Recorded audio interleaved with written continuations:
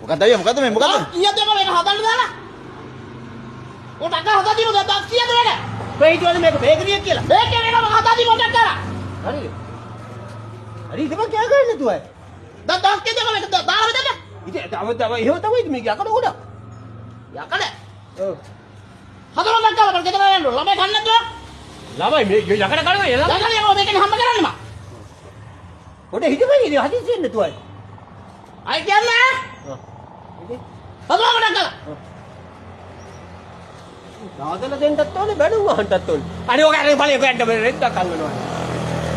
අයියා මේ මොකද කලවලේ මොකද අයියා? අන්නි වාහනේ දැන් දවස් 5ක් වෙන මල්ලි.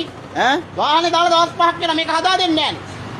කො හදා දෙන්න බැයි නම් බෑ කියන්න ඕන. ඉතින් මේක බේකරියක් නෙවෙයි මම බේකරියක් නෙවෙයි යකඩ කොට බේකරියක් නෙවෙයි පාන්ක දැම්ම ටක් ගාලා දුන්නා.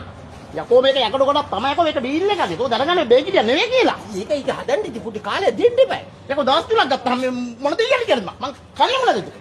ගෙදර ගිහින් බඩගින්න කියන්නද? ගෙදර ගියන් ඉතින් මේක කන්නේ නැහනේ.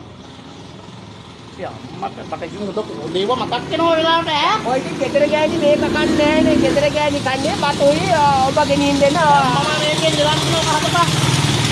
මම ආයි කියන්නේ. ගෙදර ගෑණි කන්නේ බත් නේ බා. අයියර තරහා ගින් නේද? තරහ යන්නේ නැද්ද මල්ලි? දවස් කීයක්ද මල්ලි මේක? ඈ? කීයක් කරුවාගන්නේ මේකෙන්නේ මල්ලි අපි. ඉතින් ගෙදර ගෑණි ගන්නේ බත් නේ. බත්? මම තොට මම ආයි කියන්නේ හද පිටක් ගලවක. ඉතින් මේක ඇතුළට දාගන්න මේ තව්වට යන්නේ නැතුව මම මේක මම තව්වට දාන්නේ උදේ. එතන කල් දවස් 3ක් කියන්නේ ලේසි කාලයක්ද? ඉතින් අවුලක් නැහනේ.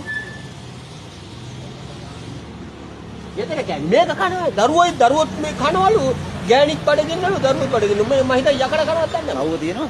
තව්ව තියෙනවා. චූටි තව්ව තියෙන ඒක දාගන්න කයිනේ. මෙන්න ටග්ගල එක දාන්නේ බලයි.